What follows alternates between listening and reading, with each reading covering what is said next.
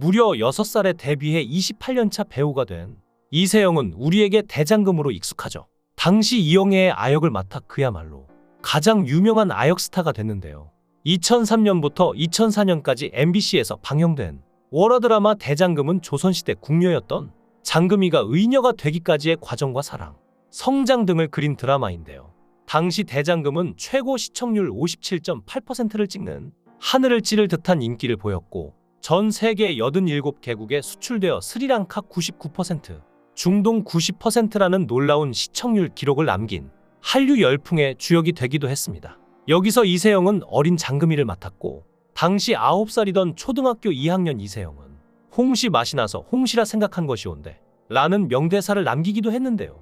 아역 스타가 되어 앞으로 잘 될 일만 남았을 것 같았던 이세영은 사실 배우가 되고 싶어서 데뷔한 게 아니었는데요. 어릴 때 동네에 유괴사고가 많았고 이세영 역시 납치들 당할 뻔했기에 어머니는 얼굴이 알려지면 사고를 당하더라도 진술 확보에 유리할 것이라 생각해서 이세영을 연예계에 데뷔시킨 것인데요. 그러니까 애초에 배우를 하고 싶어서 한 게 아니었던 것이죠.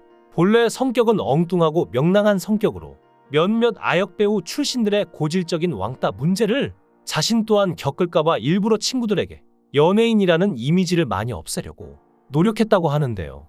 밥을 일부러 많이 먹는다든지 자기에게 누가 장난을 치면 같이 장난을 친다든지 그러면서 학교 생활을 열심히 했지만 그럼에도 완전히 왕따 문제를 떨칠 수는 없었습니다. 실제로 친하게 지내던 친구가 이세영의 안티카페를 직접 만들어 활동하기도 했다고 하는데요. 부모님께서 컴퓨터로 뭘 보시더니 요즘 가깝게 어울리는 친구랑 너무 친하게 지내지는 말아라고 당부하셨다고.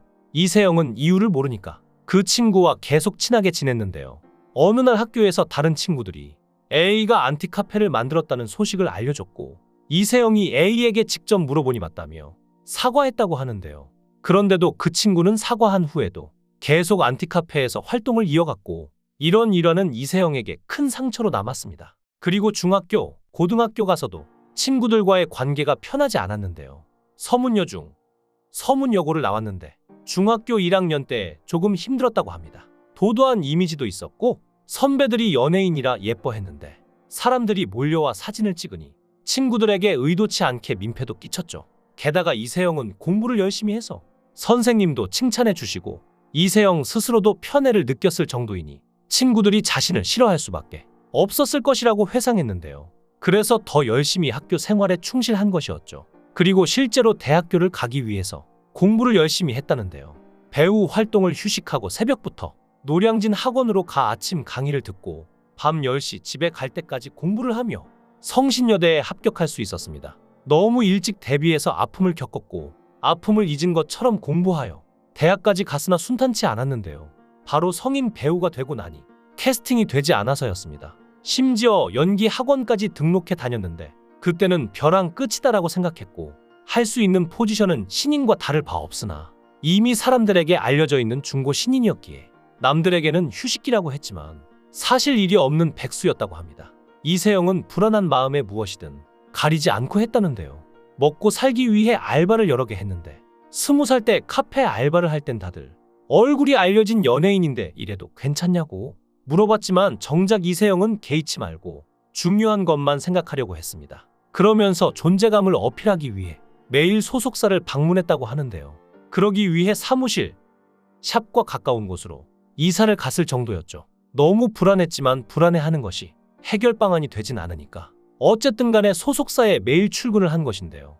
사무실에서 설거지도 하고 컵도 씻고 관계자분들 오시면 안녕하세요, 커피 드세요 라고 말하면서 자신도 있다는 걸 계속해서 어필하는 시간을 보냈습니다. 그리면서 할 수 있는 게 운동밖에 없어서 건강을 지키자는 마음에 스쿼트를 하루에 1000개나 할 정도로 노력했는데요.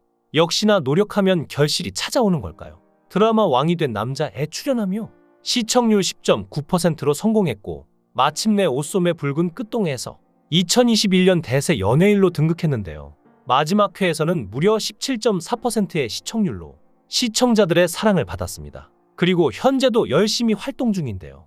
예전부터 아역 스타들이 겪는 고충이 어마무시한 것으로 알려져 있습니다. 학교에서는 왕따를 당하고 촬영장에서는 학대하듯 부려먹고 모든 수입은 부모님이 가져가는 이런 사례가 많이 알려졌죠.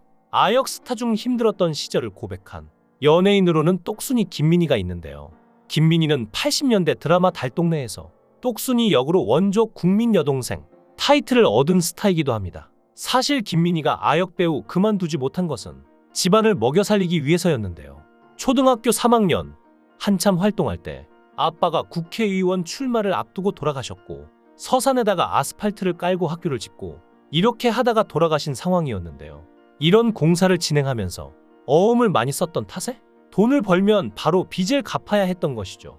집에 먹을 게 없었고 어머니가 공병 판 돈으로 택시비를 마련해 촬영장에 보내줬는데 당시 사정을 아는 어른들은 김민희에게 밥을 사주기도 했습니다. 당시 고생을 많이 했지만 집안 사정 탓에 그만둔다고는 말하지 못하는 나날이 이어졌고 그러다 홍역을 알아서 얼굴이 뒤집지고 장염에 걸렸는데도 화장실에 못 가며 촬영하기까지 했는데요. 아무도 일을 해야 한다고 강요하지는 않았으나 출연료를 돌려줘야 하는 거 아닌가 싶은 생각에 참고 일했다고 하죠. 심지어 영화 찍다가 오랜만에 학교에 가면 책상과 의자가 없어져 있었다고 하는데요. 그렇게 놀림을 당하면서 왜 놀림을 당하는지, 왜 왕따를 당해야 하는지 모르는 채로 엄마를 원망하기도 했다고 합니다. 또 양동근도 아역으로 활동하던 시절 촬영장에서 학대와 비슷한 일을 당했는데요. 전혀 슬픈 감정이 없는데 울어야 하는 상황들이 힘들었다며 감정이 안 올라와서 못 울고 쭈뼛거리고 있으니까 감독님이 울라고 화를 내는 경우도 비일비재했습니다. 심지어 어떤 감독은 담배 연기를 눈에 갖다 대기도 했다고 하는데요. 추운 곳에서 과자로 끼니를 때우다가 체해서 토한 적도 있을 정도였으며 촬영장에서 자신을 보호해주는 사람이 없어 스스로를 방어해야겠다는 생각에 주변과 격리된 것 같은 삶을 살았다고 했죠. 그래서 실제로 양동근은 한 방송에 나와 아역 시절 자신을 따뜻하게 챙겨준 소중한 사람을 찾고자 했는데요. 1991년 13살 때 드라마 형 촬영 현장에서 만난 연출팀 형을 찾고 있다며 자신이 처음 만난 가장 따뜻한 어른이었다고 했죠. 양동근의 부모님은 맞벌이를 했고 그래서 어린 나이에 촬영 장소인 여의도까지 혼자 다니게 됐다는데요. 그렇게 다니는 게 서글퍼서 집에 가서 엄마를 보면 눈물이 터졌는데 다른 친구는 엄마들이 와서 케어해줬기에 늘 촬영장에서 외로웠던 것이죠. 하루는 촬영이 늦게 끝났다는데 지방에서 촬영이 끝나고 도착하면 새벽 1시인데 다음날 새벽까지 또 촬영장으로 가야 했는데요. 양동근이 자연스럽게 택시 타고 집에 가려고 했는데 그 형이 대뜸 "동근아, 너 우리 집에 가서 잘래?" 라고 말했다고 합니다. 그 당시 양동근은 따뜻하고 포근함을 느꼈는데요. 전혀 거부감이 없었고 새벽에 그 형이 집에 도착해 같이 잤다고 합니다. 춥지만 형님의 체온을 느끼면서 잤는데 자신도 모르는 깊은 내면 속 어딘가를 기대고 싶고 의지하고 싶은 부분을 그 형이 잘 찔렀던 것 같다고 말했죠. 실제로 그 형을 다시 보게 됐을 때 양동근은 눈물을 감추지 못했는데요. 양동근은 아직도 이재훈 씨가 직접 그린 양동근의 초상화를 갖고 있었을 정도로 아역 시절 어려울 때 도와준 형에 대한 마음으로 가득했습니다. 이렇게 어린 나이에 데뷔해서 어른들만 있는 촬영장에 혼자 남겨져 있는 아역 배우들이 얼마나 힘들었을지 상상이 되는데요.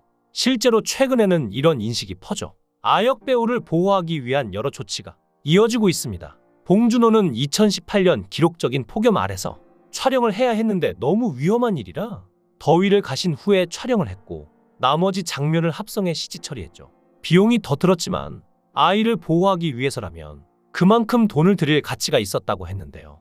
이제 이런 인식이 더욱 발전되어 아역 배우들이 학업은 물론 현장에서 보호받으며 지내길 바랍니다. 여러분의 생각은 어떠신가요? 댓글로 여러분의 생각을 달아주시면 감사하겠습니다. 구독과 좋아요 부탁드립니다. 강산TV였습니다.